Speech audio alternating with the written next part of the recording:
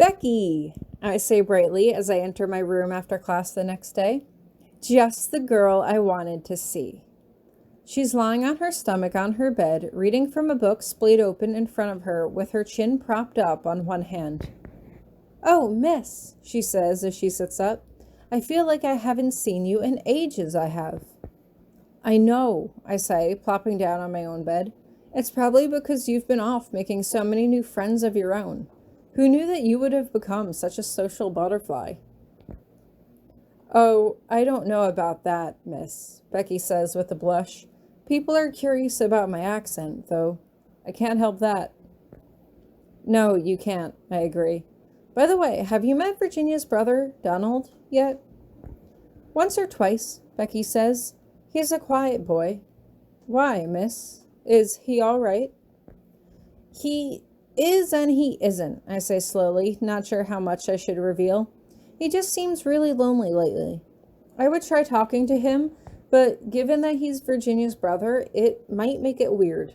I was wondering if maybe you wanted to try to be friends with him?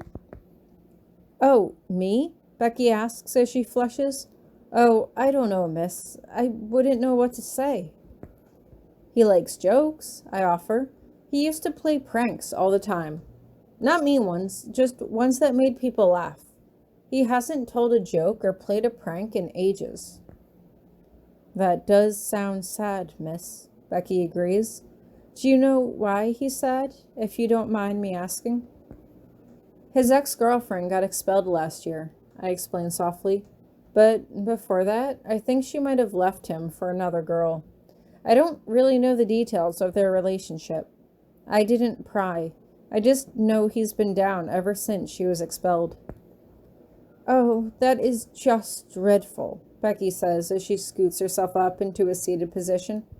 I'm not a brave soul to seek him out, but if I see him sitting alone at lunch, I might walk over and join him, perhaps. That's great, I say happily. I think he would really appreciate that.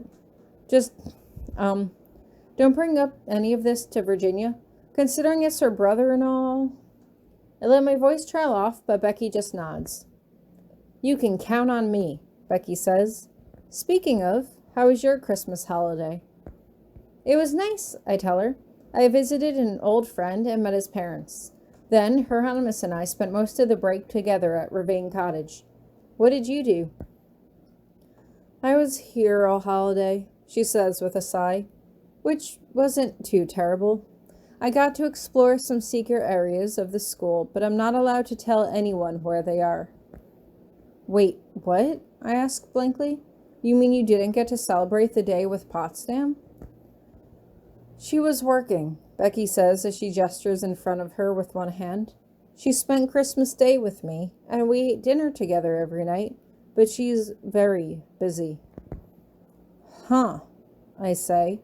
I couldn't imagine what she had to do at the school that required her attention even during the holiday break, but then again, I had no idea what she really did do, especially considering she taught classes on every year level. Maybe it was the only time she had to get all of her administrative work done. If it makes you feel any better, that's sort of what it was like with Hieronymous, I tell her. It got me really down at first. I wanted to spend time with him, but he'd always be off grading papers or hosting detention or attending faculty meetings, and I only got to see him when he came back at night to go to sleep with me. This seems to have attracted Becky's attention. How did you make it better? I didn't, I say with a curt laugh. It never got better, but Hieronymous always told me that I just had to be patient. He always reminded me that all of this was just temporary, that it wasn't going to last forever. It didn't really help in the moment, but looking back, even those weekend mornings and those short nights together are a massive improvement from not seeing each other for weeks on end. Sometimes you really don't know how good you have it until you lose it. I understand, miss, Becky says, and I am grateful. Course I am. I have a full belly here. Nice clothes to wear, a chance to learn and study magic. People here listen to what I have to say. Why, it'd be right terrible for me to ask for more than I've got. I mean, it's not a bad thing to try to make your life better, I offer. Miss Minchin wasn't even treating you with basic human decency.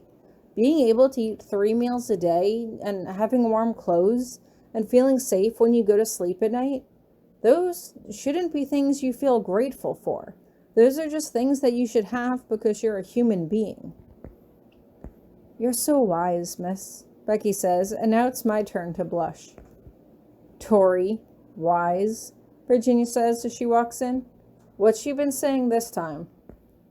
Just that Becky shouldn't have to feel grateful for having a basic standard of living, I offer, and Virginia shrugs as she plops down on her bed. I'll be grateful if I survive the year, Virginia moans. I think my parents have given up on Ravine Cottage, but now they're going all on about the honeymoon. They're not happy that Jacob proposed that we should bring other people along. Oh, I ask. Maybe we should just give them the name of the place Hieronymous and Bij and I stayed in when we took our spring break in Hawaii last year. That was fun. So, I wasn't going to say it, but I'm just going to come out and say it, Virginia says as she turns to look at me. Jacob's parents got into a big fight with my parents, and they said they're not paying for anything now. My mom said something like, do you want them to get married in the dungeons like Tori did? And apparently they were all like, sure. So I don't know what's going to happen now. What a terrible thing to say, Becky sniffs, but I just shrug. I don't take it personally, I reply.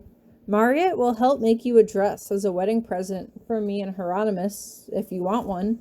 But honestly, being married in the dungeons wasn't all that bad. The wedding doesn't necessarily define the marriage. The one that is going to end in a year and a day anyway? Virginia asks. Honestly, I'm thinking that maybe Jacob and I should just get married this weekend and be done with it.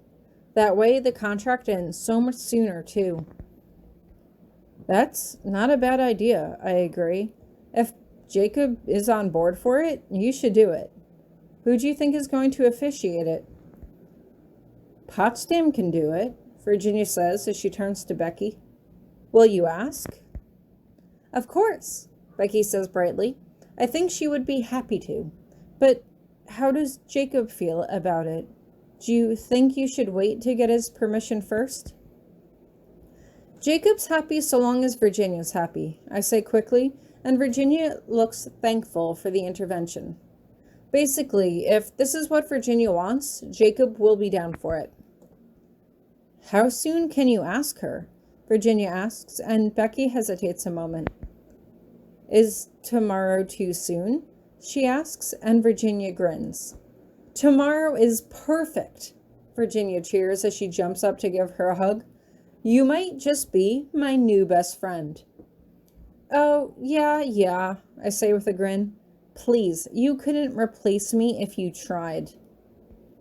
True, I might still need you for something yet, Virginia says as she hops into bed.